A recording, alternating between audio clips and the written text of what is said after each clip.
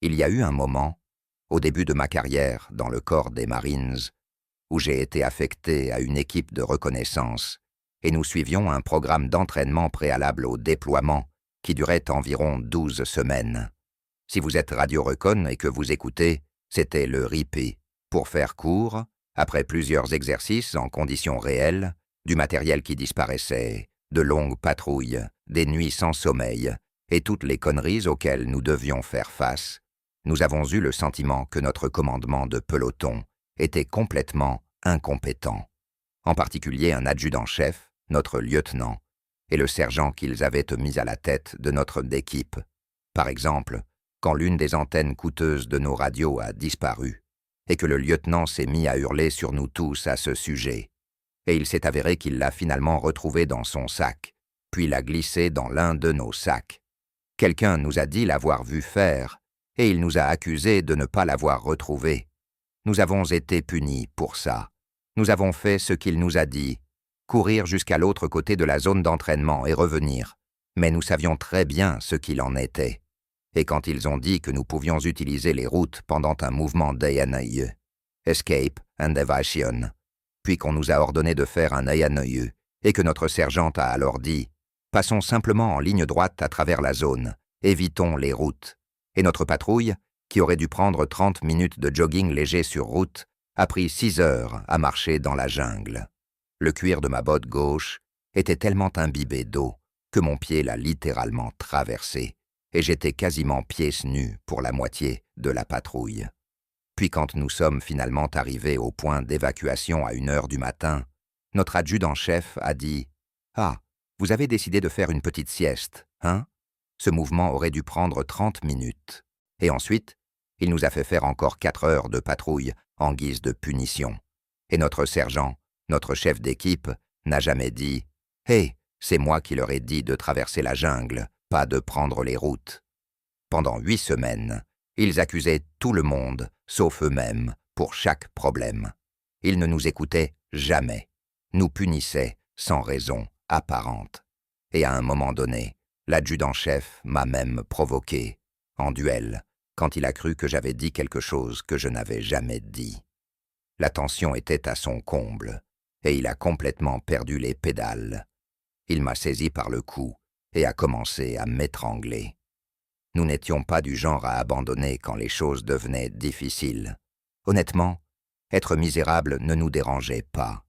Mais ces 3 types, ils n'auraient pas su vider une botte d'eau, même si les instructions étaient imprimées sur le talon. Et ensuite, nous avons découvert que tout ce programme d'entraînement était en réalité une perte de temps complète, parce qu'ils nous avaient menti au sujet du déploiement à venir. Nous n'allions nulle part. En gros, ils avaient prévu de nous brimer pendant 12 semaines juste pour le plaisir.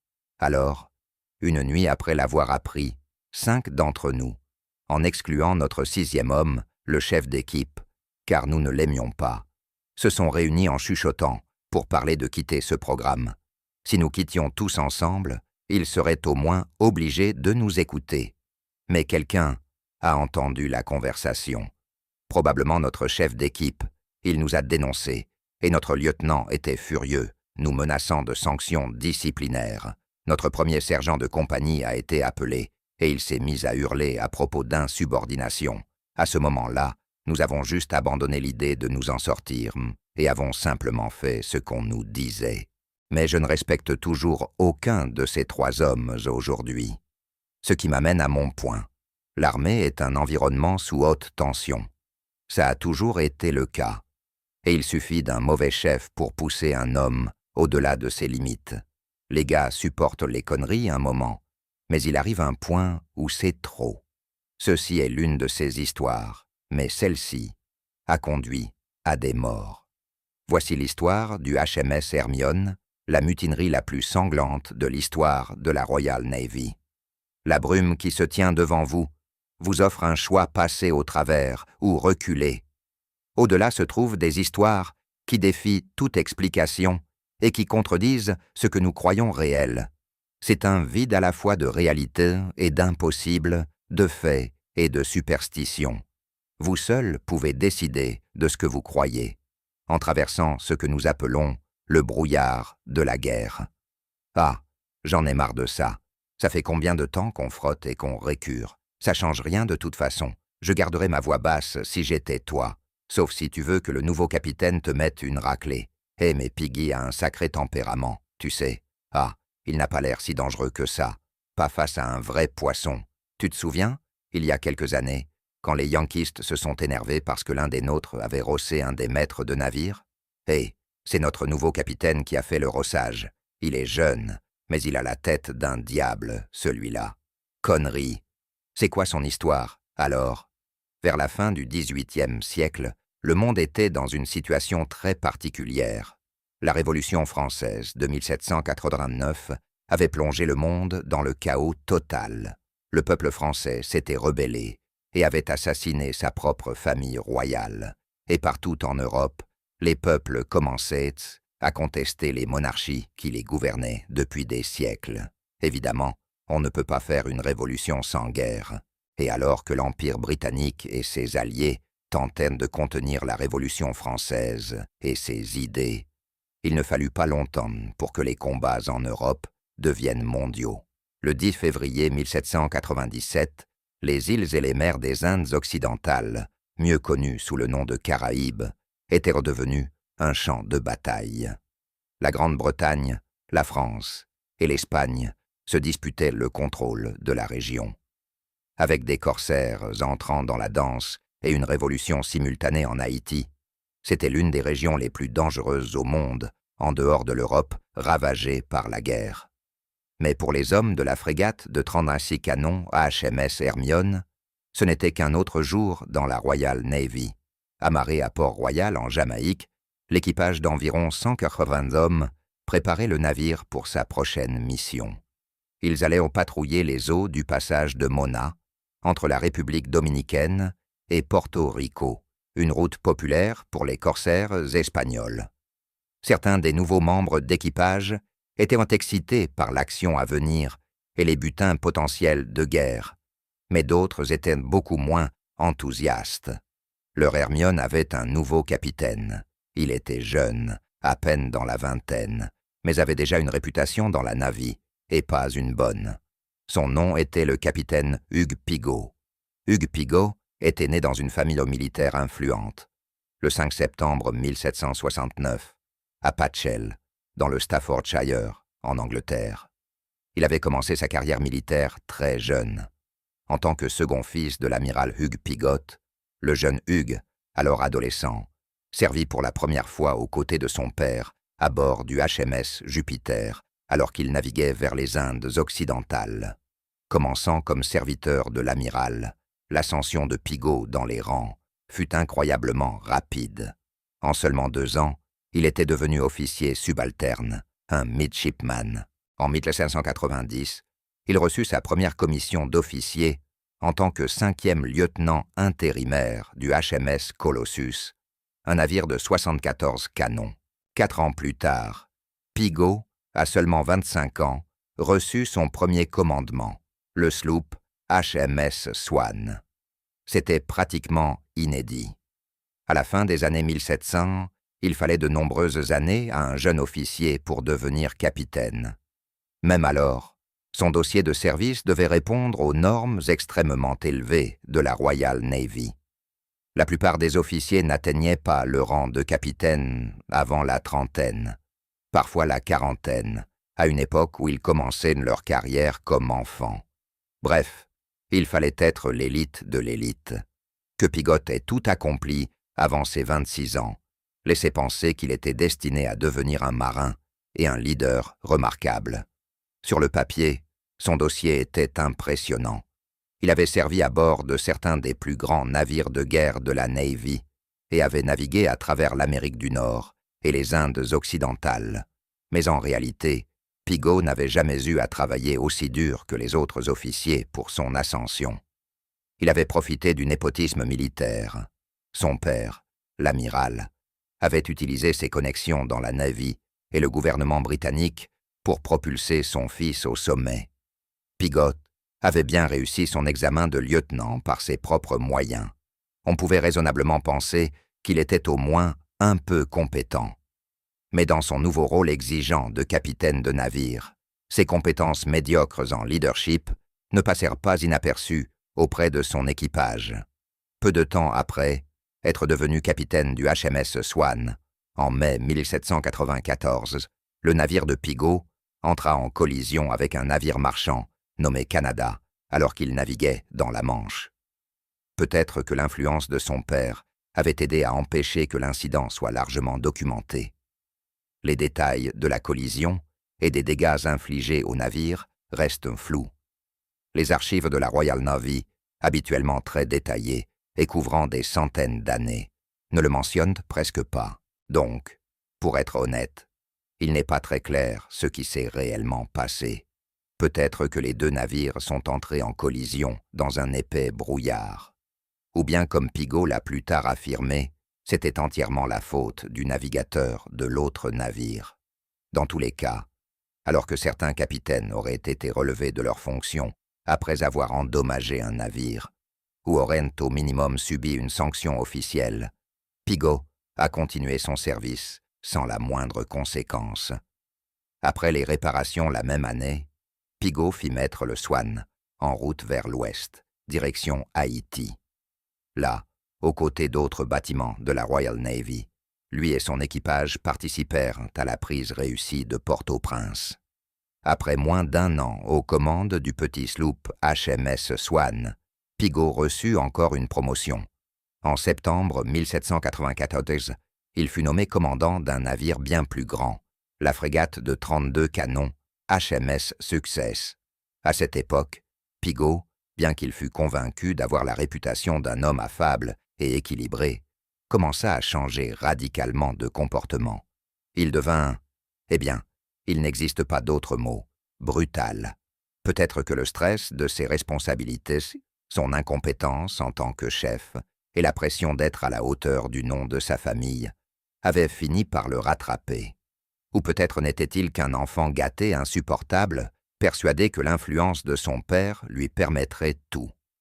Dans la vie militaire, il n'est pas rare de voir un officier juvénile débarquer tout juste sorti de l'école navale et prendre de haut les hommes du rang, alors même qu'ils servent depuis bien plus longtemps que lui. Peut-être est-ce ce qui s'est produit ici avec Pigot, désormais commandant d'un navire composé d'hommes aguerris, ayant bien plus d'expérience maritime que lui. Peut-être a-t-il ressenti le besoin d'affirmer immédiatement la hiérarchie et qu'il est allé beaucoup trop loin. Je l'ai appris moi-même. Un mauvais chef se caractérise souvent par un homme qui se met à hurler ou à user de violence, croyant que c'est ainsi qu'il obtiendra le respect. Les mauvais chefs n'aiment pas écouter. Ils te disent quoi faire et comment le faire. Dans l'armée, selon mon expérience, ce sont souvent des hommes uniquement préoccupés par leur propre survie et leur propre image. Ils n'ont aucun respect pour ceux qu'ils commandent, et ce mépris finit par devenir réciproque. Quelles que soient les raisons de Pigot, l'équipage du HMS Success ne supportait pas sa brutalité personnelle, d'autant plus qu'il occupait une position d'autorité et était censé veiller sur eux, pas les maltraiter. 8, 9, 10, 11, 12. La vie d'un marin ordinaire de la Royal Navy était dure et impitoyable. Les officiers avaient eux aussi leurs difficultés, mais ils bénéficiaient de certains privilèges liés au rang et à la classe sociale. C'était différent pour les marins du rang. Leurs journées étaient longues et malgré leur travail qualifié, leur nourriture, leurs boissons et leurs soldes étaient extrêmement insuffisantes, surtout comparées à celles des hommes sur des navires non militaires. Les marins s'étaient aussi soumis à une discipline militaire stricte. Une forme courante de punition était la flagellation. Un marin était attaché au bastingage du navire et fouetté plusieurs fois dans le dos. Le nombre de coups dépendait de la gravité de l'infraction. Les marins n'étaient pas étrangers aux écarts de conduite. Ivresse, bagarre, insolence envers les officiers. Ces hommes étaient, après tout, des combattants. Pour l'équipage du HMS Success, la flagellation n'était pas nouvelle. Elle n'était pas fréquente, mais pas inconnue. Toutefois, Lorsque Pigot prit le commandement du Success, il poussa la punition corporelle bien au-delà de ce qui était nécessaire. Piggott montra rapidement un tempérament explosif. Il régnait sur ses hommes comme un tyran. Au cours de la première année seulement, il ordonna pas moins de 85 flagellations, ce qui signifiait que la moitié de son équipage avait été fouettée à un moment ou à un autre. Ce qui devint encore plus inquiétant, c'est que les marins commencèrent à remarquer quelque chose. On aurait dit que leur capitaine prenait du plaisir à les terroriser. La flagellation était l'une des formes de punition les plus extrêmes, mais Pigot semblait la trouver parfaitement appropriée, même pour les offenses les plus mineures. En avril 1795, un marin fut condamné à 24 coups pour tentative d'incitation à la mutinerie, un crime grave, mais 3 autres hommes reçurent également 24 coups, simplement pour avoir été trouvés ivres pendant leur service, une sanction totalement disproportionnée. Bien que l'armée soit devenue moins brutale au fil des siècles, ces structures modernes existent en partie pour empêcher ce genre d'abus. Si un officier ou un sous-officier agit de manière indigne de son rang, ses subordonnés peuvent le signaler en passant au-dessus de lui dans la hiérarchie. Mais Pigot prit soin d'empêcher cela. Il s'entoura d'officiers qui soit se fichaient complètement de son traitement cruel envers les marins, soit l'encourageaient activement. Comme tout tyran rusé, Pigot avait aussi gagné la loyauté de certains membres d'équipage en échange d'immunité contre les flagellations ou de faveurs particulières. Le reste de l'équipage se retrouva alors privé de la moindre possibilité de parler librement. Le moindre mot contre le capitaine pouvait être surpris, dénoncé et puni de flagellation. Ces matelots lèche-bottes, protégés par Pigot, étaient tout aussi détestés que le capitaine lui-même. En plus de la haine grandissante de son équipage, il ne fallut pas longtemps pour que le tempérament explosif de Pigot et son manque de compétences créent des problèmes encore plus sérieux. En juillet 1795, alors qu'il naviguait au large de la côte dominicaine, Pigot entrame une nouvelle fois en collision avec un autre navire, un marchand battant pavillon américain, appelé le Mercury. Comme pour la collision avec le Canada, les détails ne sont pas bien documentés, mais nous savons qu'après l'impact, Pigot ordonna au Mercury de stopper et de se préparer à être abordé. Il monta à bord avec un détachement de Royal Marines. Pigot était furieux et entra dans une violente dispute avec le capitaine américain, l'accusant d'avoir délibérément mis les 2 navires en danger. Nous ne savons pas exactement ce que le capitaine américain a répondu, mais il était clairement en total désaccord, et il n'hésita pas à le dire à ce jeune capitaine anglais, impulsif. Souvenez-vous, Pigot avait été habitué à tout obtenir grâce à son père. Il n'était pas prêt à être contredit. Difficile de savoir ce qu'il cherchait à accomplir. Peut-être voulait-il sauver les apparences devant ses hommes.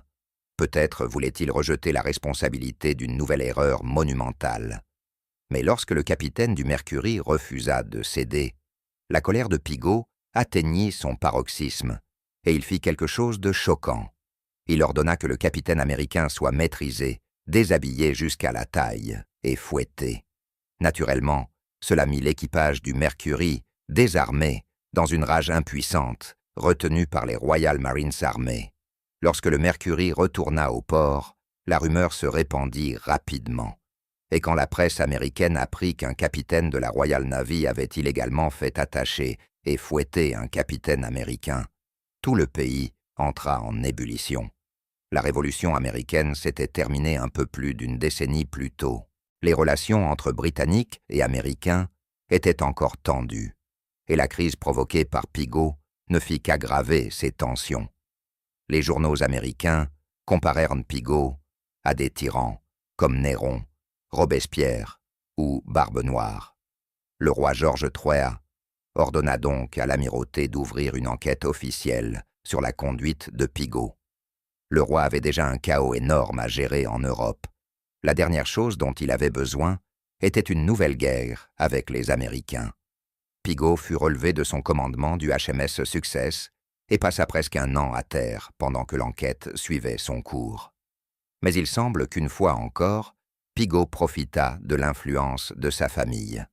Lors des auditions, il fut autorisé à ne faire témoigner que ses officiers les plus loyaux. Et tout ce qu'il fallut à Pigot pour être entièrement acquitté fut de présenter des excuses. Une fois de plus, il échappa à toute sanction. Son équipage pouvait le détester, mais sa réputation publique restait intacte. Pire encore, cette affaire ne fit que le renforcer dans l'idée qu'il pouvait tout se permettre. Loin d'être humilié par ses erreurs, Pigot fut bientôt récompensé par un nouveau commandement. Cette fois-ci, il fut affecté à la frégate de 36 canons, HMS Hermione. Il avait amené avec lui quelques amis, 24 de ses hommes, les plus fidèles, qui avaient servi sous ses ordres à bord du HMS Success.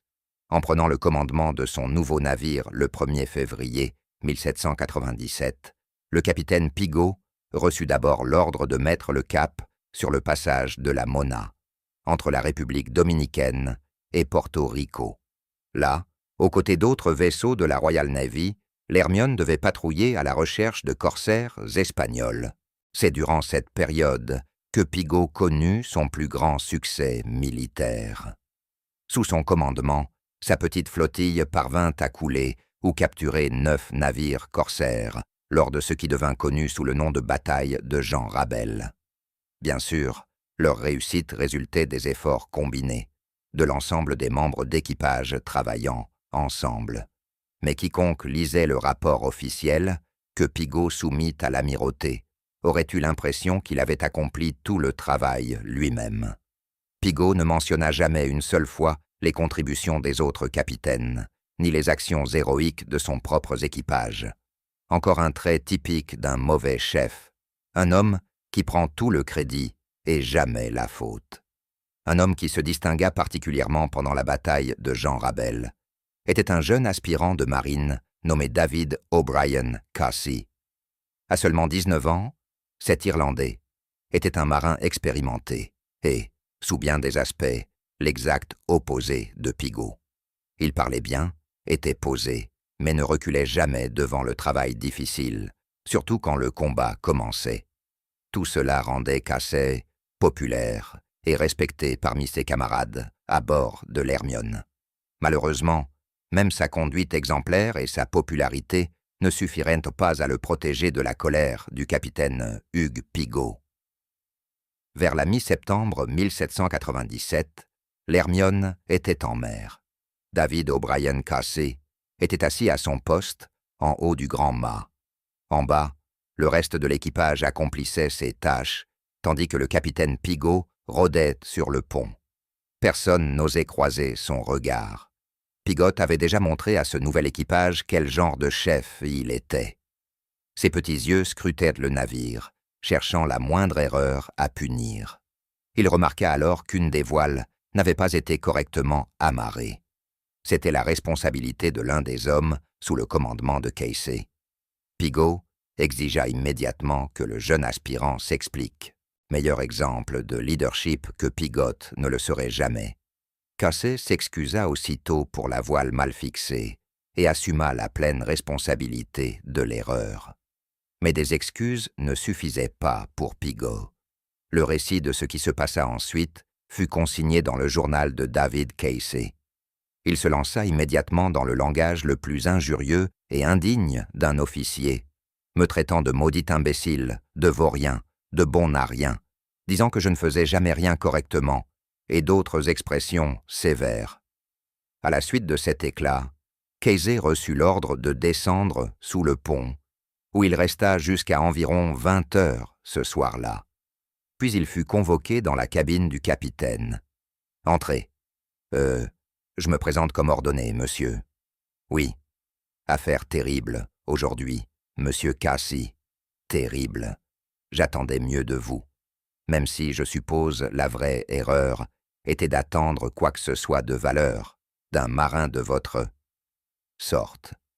Encore une fois, je m'excuse et j'assume l'entière responsabilité.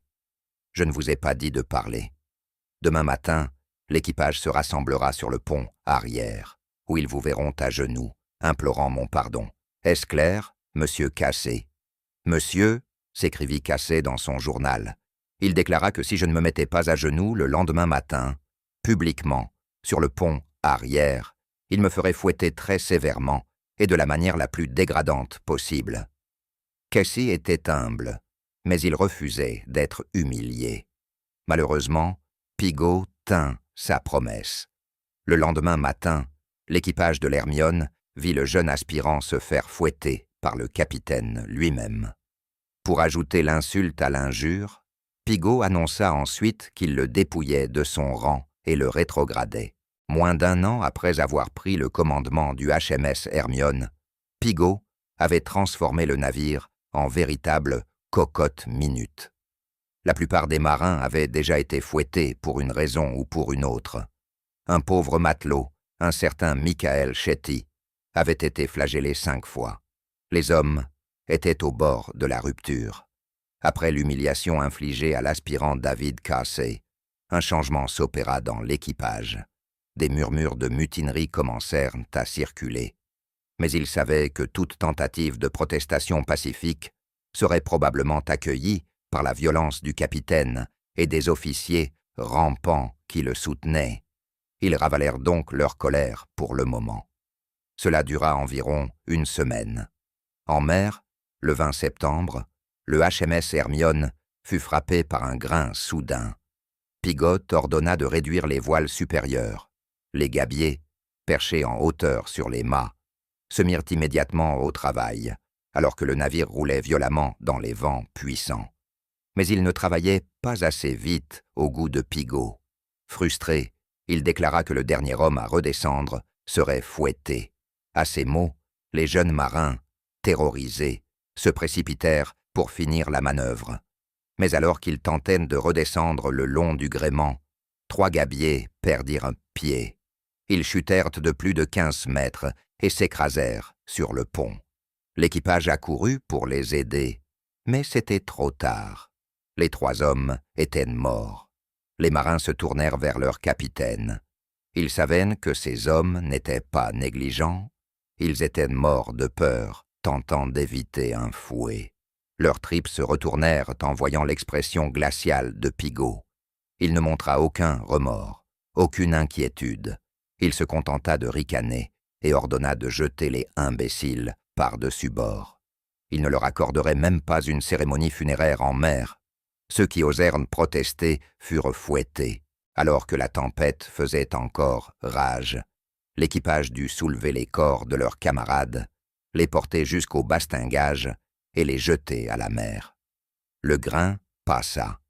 Les hommes frottèrent le sang de leurs amis sur le pont. Ils terminèrent juste avant le coucher du soleil, puis se retirèrent dans leur quartier pour dormir. Du moins, certains d'entre eux. Tandis qu'une moitié de l'équipage dormait paisiblement dans ses hamacs, un groupe d'environ 18 hommes se rassembla sur l'avant du navire. Ils se passèrent des bouteilles de rhum volées, parlant à voix basse et pleines de colère au sujet de leur capitaine. Ils n'avaient ni plus de doute. Leur capitaine n'en était pas un. Ils n'étaient même plus certains qu'il fût humain. Le rhum leur donna tout le courage nécessaire. Les hommes décidèrent de se diviser en 3 groupes. L'un irait vers l'armurerie. Un autre se rendrait sur le pont principal. Le groupe le plus nombreux se dirigerait directement vers la cabine du capitaine Pigot. Un seul marine montait la garde devant la cabine privée du capitaine. Le groupe de marins le maîtrisa en un instant, puis se précipita à l'intérieur, surprenant Pigot alors qu'il sortait du lit. Le poignard qu'il brandit fut presque symbolique de son propre leadership, petit, faible et inutile. Il implora les hommes de lui laisser la vie. Ils lui accordèrent autant de pitié qu'ils leur en avaient accordé. Aucune. Ils le rouèrent de coups, de bottes et de lames. Pigot, ensanglanté, en lambeaux, hurla pour demander miséricorde avant d'être jeté par la fenêtre de sa cabine. Il tomba en criant dans l'océan. À partir de là, ce fut le chaos total. Alors que le capitaine était battu puis jeté à la mer, la majorité de l'équipage de l'Hermione dormait profondément dans ses hamacs, inconsciente de tout. Mais David O'Brien Casey relata la scène lorsque les mutins déferlèrent ensuite à travers le navire, avec un vacarme sauvage indescriptible, criant, sans qu'aucune résistance ne soit opposée nulle part. Le navire fut instantanément aux mains des mutins, et le capitaine, le second, le troisième lieutenant et un aspirant furent immédiatement massacrés de la manière la plus sauvage et la plus cruelle. Le groupe qui attaqua le capitaine renversa le factionnaire à la porte et se jeta sur lui au moment où il sautait hors du lit, chacun lui assénant un coup ou un coup de couteau, selon l'arme qu'il tenait. Ce fut un bain de sang. Les officiers furent pris au dépourvu. Ceux qui ne furent pas immédiatement tués furent attachés et amenés dans la cabine du capitaine. Même les jeunes aspirants ne furent pas épargnés. L'un d'eux avait seulement 14 ans, mais il était considéré comme un rapporteur. À ce stade, tout le monde était réveillé, et les réactions à la mutinerie furent très diverses. Beaucoup étaient enthousiastes et se joignirent immédiatement au carnage. D'autres, horrifiés par cette violence déchaînée, restèrent en retrait. Mais quelle que fût leur position, tout l'équipage était désormais complice. Même s'ils ne participèrent pas directement, ils ne tentèrent pas d'arrêter les mutins qui prenaient désormais toutes les décisions. Guidant l'Hermione à distance des autres bâtiments voisins de la Royal Navy, l'équipage se rassembla ensuite sur le pont et organisa ce qui ne peut être décrit que comme un tribunal improvisé. Un à un, les officiers survivants furent traînés devant l'équipage, qui débattait ensuite de la question de les tuer ou non. Durant ces débats houleux, il devint clair que les mutins étaient plus ou moins divisés en deux groupes. D'un côté, les extrémistes, titubant sous des quantités énormes de rhum, qui voulèrent tuer tout homme portant un uniforme d'officier. De l'autre, les plus sobres et raisonnables, qui voulaient éviter tout nouveau bain de sang. Malgré leurs protestations, les hommes lucides ne purent empêcher les ivrognes de procéder à plusieurs exécutions. L'un des hommes tués fut le commandant des Marines du navire, le lieutenant McIntosh. L'homme était déjà mourant de la fièvre jaune, mais cela n'empêcha pas la foule sanguinaire de le tirer de son lit, de le poignarder à mort, puis de jeter son corps par-dessus bord. Même David O'Brien Casey, pourtant apprécié de beaucoup, n'était pas totalement à l'abri. Les officiers furent amenés sur le pont, pendant que leur sort était décidé. Certains furent blessés et jetés à la mer. D'autres y furent précipités sans avoir été blessés. Le langage, le vacarme et la scène entière étaient horribles et impossibles à décrire. Ma vie fut débattue à plusieurs reprises. On m'a ensuite dit que j'avais été condamné 2 ou 3 fois et que j'étais sur le point de subir le même sort, et que c'est avec la plus grande difficulté que j'ai été sauvé. 2 ou 3 d'entre eux restèrent constamment près de moi, comme une garde protectrice, me déplaçant d'un endroit à l'autre pour assurer davantage ma sécurité. Quand tout fut terminé, les mutins avaient assassiné 10 autres officiers et aspirants. Certains, tels que le navigateur du navire, l'aide chirurgien et le charpentier en chef, furent épargnés en raison de leurs compétences uniques. Lorsque la rage retomba et que des esprits plus calmes reprirent le contrôle, l'équipage de l'Hermione se retrouva confronté à un nouveau problème majeur. Ils n'étaient plus des marins de la Royal Navy, ils étaient des hors-la-loi et des meurtriers, et même ceux qui n'avaient pas de sang sur les mains étaient tout aussi coupables. Ils ne pourraient jamais retourner en Angleterre ni nulle part sous pavillon britannique. Ils abaissèrent donc leur couleur et mirent le cap sur le port de La Guaira, au Venezuela, alors sous contrôle espagnol. L'équipage du HMS Hermione finit par vendre le navire à l'armée espagnole. Chaque homme reçut $25. On leur proposa aussi une place dans l'armée coloniale espagnole ou un emploi pour remettre le navire en état afin de le réintégrer dans le service espagnol. Beaucoup d'hommes en avaient assez de la vie navale. Après avoir promis de ne jamais parler de ce qu'ils avaient fait, ils se séparèrent. Beaucoup finirent par remonter vers le nord, aux États-Unis, où, sous de nouvelles identités, ils mirent leurs compétences au service de divers bateaux de pêche ou de commerce. Pendant ce temps, après avoir passé quelques mois en captivité espagnole, les officiers survivants de l'Hermione furent rendus aux autorités britanniques dans le cadre d'un échange de prisonniers. Il ne fallut pas longtemps pour que la nouvelle de la rébellion parvienne à l'amirauté britannique. Les mutineries n'étaient pas inconnues dans la Royal Navy. En 1797 seulement, les mutineries de Spithead et du Nord avaient vu des centaines de marins s'unir pour protester contre les mauvaises conditions de travail, la faible solde, la discipline brutale et le manque de permission. Les marins de Spithead réussirent même à obtenir des négociations avec l'amirauté. Mais ces manifestations étaient pacifiques et organisées. Ce qui s'était passé à bord du HMS Hermione était totalement différent et instaurait un précédent dangereux pour toute la marine. Ils ne pouvaient pas laisser passer un tel incident.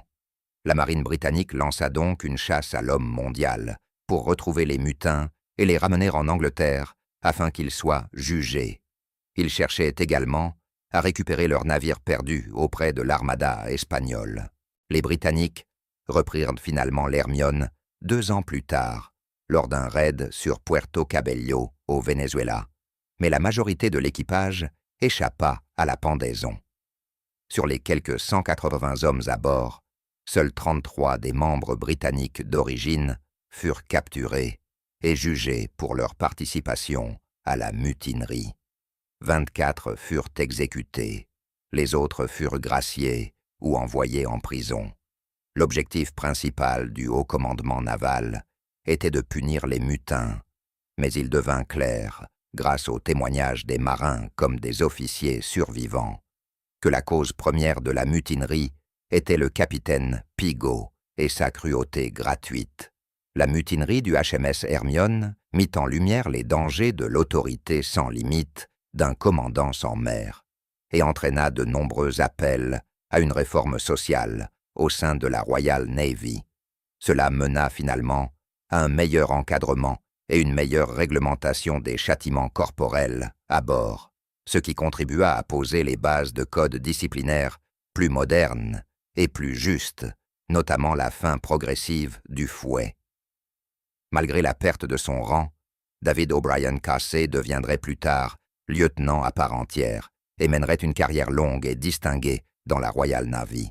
Sa réputation reste encore aujourd'hui positive. On ne peut pas en dire autant du nom de Hugues Pigot. À ce jour, il reste connu comme l'un des capitaines les plus cruels et les plus incompétents de l'histoire de la Royal Navy. Je n'étais pas là. Il ne m'a pas fouetté. Donc dire s'il méritait d'être battu, poignardé et jeté par la fenêtre de sa propre cabine dans des eaux infestées de requins n'est pas à moi d'en juger. Dieu décidera pour Hugues Pigot. Son équipage ne fit qu'organiser le rendez-vous. Mais une chose y est certaine. J'ai rencontré, moi aussi, quelques chefs incompétents dans l'armée. Et le capitaine Hugues Pigot ressemble exactement au type d'homme qui pousse de bons soldats à quitter le service et à dire qu'ils sont heureux d'être partis. Ce n'est presque jamais le travail, ni les conditions misérables qui nous marquent. On en rit. Ce sont toujours les mauvais leaders qui rendent la vie insupportable. Et certains jours, je pense que l'idée de les jeter par la fenêtre nous effleurait peut-être l'esprit. « Hey les gars, merci d'être restés pour ce débriefing de fin et les crédits. Je veux dire que diriger, surtout dans un environnement militaire aussi stressant, n'a jamais été facile. Mais d'après mon expérience, il existe de bons leaders, des hommes pour qui vous donneriez votre vie.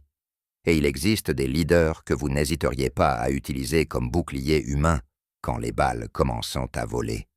Cela dit, j'ai une autre histoire, comme celle que j'ai racontée en introduction, à propos d'un chef du corps des Marines avec qui j'ai eu une interaction. Je l'appellerai premier sergent Bravo. Mais avant de raconter cette histoire, je dois en raconter une autre. Mon ami Sean, qui est maintenant pilote de chasse dans le corps des Marines, suivit le cours basique de reconnaissance quelques mois avant moi. À la fin de sa formation, il remporta le prix du meilleur élève, l'honneur du major de promotion. Lors de la cérémonie, il devait donc mener les autres candidats récompensés au devant de la formation pour recevoir leur distinction. En gros, Sean se trompa complètement dans les mouvements de drill, comme nous l'avions toujours fait dans ses formations. Et l'un des instructeurs, un Master Sergeant, se moqua de lui pendant qu'il recevait son prix. Et Sean lui répondit simplement « Je suis né pour tuer, pas pour défiler, Master Sergeant. » Les gars de la reconnaissance sont plutôt cool et ont de l'humour. Bien que surpris que Sean ose crier cela, le Master Sergeant et les autres instructeurs éclatèrent de rire. Et il dit quelque chose comme « Hourra, sergent, voilà l'esprit d'un marine recon. » Il avait aimé. Je trouvais cette histoire hilarante. Revenons donc à l'autre histoire. À un moment donné, nous avons eu un nouveau premier sergent dans ma compagnie, à Hawaï. Pendant les premières semaines, on l'observait pour essayer de comprendre quel type de leader il était. Était-il plutôt décontracté, du genre à qui l'on peut dire « Bonjour, premier sergent, comment ça va ?» ou strict et rigide au possible? Le premier sergent Bravo était très difficile à cerner. Toujours professionnel, il avait une présence impressionnante, mais durant mes premières interactions avec lui, j'avais toujours l'impression qu'il gardait une certaine distance. Difficile à expliquer, mais il ne semblait pas vraiment accessible, tout en étant quand même assez calme, professionnellement relaxé. Il disait des choses comme « Comment ça va, sergent Lana ?» Ce genre-là. Les premières impressions comptent énormément dans l'armée, et je pensais qu'après quelques échanges, il avait une bonne impression de moi. Honnêtement, très rarement un chef avait eu une mauvaise image de moi. Je me présentais presque toujours à l'heure. J'essayais souvent de faire plus que demander. J'avais gagné quelques récompenses. Je restais hors des ennuis. En somme, je faisais tout pour rester sous le radar. Parlant de bonne conduite, je venais d'atteindre mes 3 ans de service et je recevais ma première « Good Cookie », la médaille de bonne conduite. Oui, c'est drôle. On donne littéralement une médaille à ceux qui ne se sont pas mis dans les ennuis pendant 3 ans consécutifs. Bref, c'était le vendredi matin, pendant la cérémonie. J'étais le seul sergent dans ce groupe de 5 ou 6 marines promus. J'étais donc le grade le plus haut. Comme Sean, je devais mener le groupe à l'avant de la formation pour recevoir nos médailles. Et comme Sean, je n'avais plus pratiqué le drill depuis le camp d'entraînement. Je me suis complètement planté. J'ai donné presque tous les ordres, au mauvais pas. Je me suis arrêté au mauvais moment. J'ai dit « gauche » au lieu de « droite ». J'ai probablement salué de la main gauche. J'étais juste déboussolé. C'était embarrassant. Alors, je suis le premier à recevoir ma médaille. Ils lisent la citation. À tous ceux qui verront ces présentes, salutations, et tout le reste. Et le premier sergent s'avance pour épingler la médaille sur la poche gauche de ma poitrine.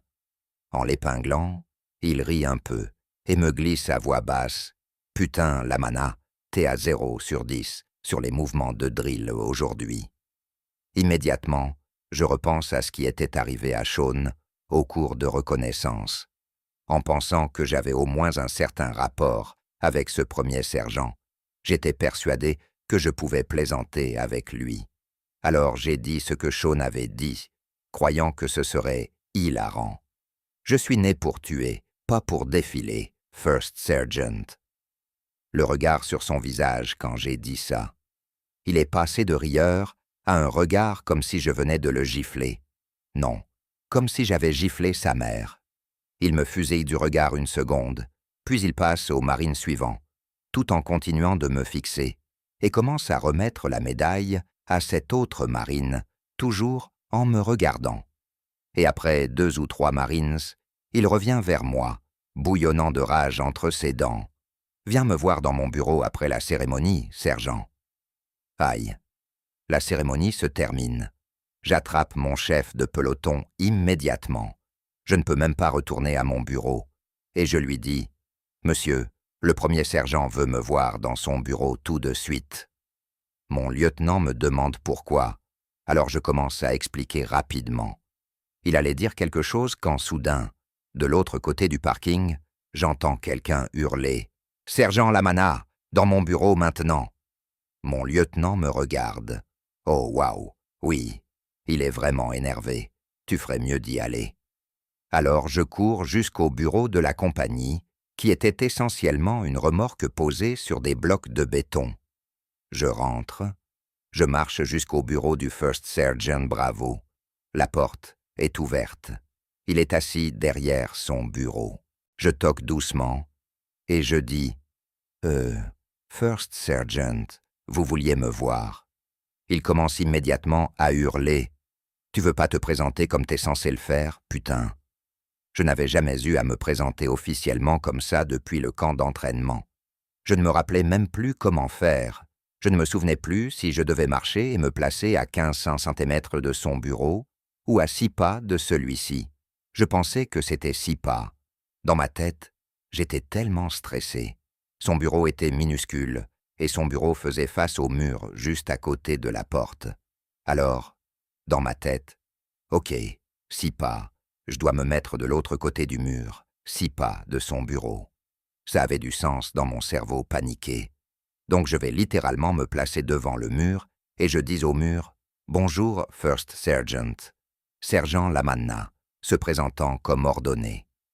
À ce stade, il ne peut même pas me voir. Il m'entend juste crier depuis l'extérieur de son bureau. Et me voir debout de l'autre côté du mur l'a encore plus énervé. Il hurle « Ramène ton putain de cul ici !» Je cours à l'intérieur. Il me dit de fermer la porte. Je me mets au garde à vous devant son bureau. Et là, il voit que je porte encore ma médaille de bonne conduite. Ironique, non? Je me fais hurler dessus, avec la médaille de bonne conduite encore accrochée. Normalement, j'aurais dû l'enlever, mais j'avais tout oublié. Il fulminait. Il m'insulte. Pour qui tu te prends? Et pour qui tu me prends? Des putains dans tous les sens. Et honnêtement, je ne comprenais même pas pourquoi il était furieux. À un moment, il pointe son mur où il a un présentoir, avec tous ses rubans, ce que beaucoup de militaires font, avec aussi des pièces de challenge. Il pointe les rubans. C'est quoi ce putain de truc? Et je dis, c'est votre rack de rubans, First Sergeant, ce qui le met encore plus en colère. Il enfonce son doigt dessus, montrant un ruban en particulier. Et ça, c'est quoi? Je vois que c'est le ruban d'action de combat, le CAR. Je me dis, oh merde. Et il me dit, t'as déjà tué quelqu'un, sergent Lamanna? Je réponds, non, First Sergeant. Et là je comprends enfin pourquoi il est énervé. Il est furieux que j'ai dit, né pour tuer. Peut-être un trauma. Peut-être qu'il ne trouve pas la mort amusante. Il perd totalement le contrôle. Il attrape une tasse remplie de stylos, probablement sa tasse préférée, et la jette contre le mur opposé. Elle explose en morceaux. Les stylos volent partout. J'ai vraiment cru qu'il allait sauter par-dessus le bureau et me démolir. Finalement, dans un dernier accès de rage, il balaie tout ce qui se trouve sur son bureau d'un coup de bras. Ordinateur, clavier, tout. Il ravage littéralement son propre bureau. Je n'avais jamais vu ça. Puis il hurle « Dégage de ma vue. Si j'entends encore parler de toi, sergent Lamanna, tu ferais mieux de surveiller ton cul. » Je me suis barré en courant. À ce moment-là, j'ai su que First Sergeant Bravo ne m'aimait pas, et que j'étais, pour lui, le marine le plus arrogant et insolent du commandement. Chaque interaction par la suite était ultra gênante, mais ça n'a pas duré 6 mois. Peu après, je suis allé au cours basique de reconnaissance, comme Sean. Vers la moitié de la formation, mon sergent de peloton m'appelle à propos de cette histoire où le First Sergeant m'avait hurlé dessus. Je lui raconte tout. Et je lui demande pourquoi il veut savoir ça. Et il me dit qu'il y a une enquête de commandement en cours à Hawaï. Apparemment, il y avait d'autres problèmes avec le leadership. Un marine avait une famille mourante. Il avait demandé un congé, et le commandant de compagnie et le First Sergeant avaient refusé à cause d'un entraînement prévu. L'affaire est remontée dans la chaîne de commandement. Et mon histoire est sortie aussi. Même si pour moi, ce n'était qu'une engueulade de plus. Quand je suis revenu à Hawaï, First Sergeant Bravo et le commandant de compagnie, Captain Alpha, avaient tous deux été relevés de leur commandement. On avait une nouvelle direction. Je n'ai jamais voulu qu'il soit puni. Je n'en ai jamais voulu à First Sergeant Bravo. J'étais juste embarrassé d'avoir pensé que je pouvais faire cette blague. Je me suis souvent demandé pourquoi il avait pété un plomb, autant. Peut-être un traumatisme, je ne sais pas. Mais quand Sean a entendu que j'avais essayé de refaire sa blague et que je m'étais fait hurler dessus pour ça, il a ri pendant longtemps et m'a traité de dumbass. Voilà. Encore une histoire magnifique sur le leadership. Partagez les vôtres dans les commentaires. Ça me ferait plaisir de les lire. Merci d'avoir écouté, regardé, partagé, liké, soutenu la chaîne, acheté le merch, tout ce que vous faites pour nous soutenir. Toute l'équipe apprécie profondément votre soutien continu. Comme toujours, un immense merci à nos membres Patreon et YouTube pour votre incroyable soutien. Que Dieu soit avec chacun d'entre vous, quoi que vous traversiez, et on se voit dans le prochain épisode.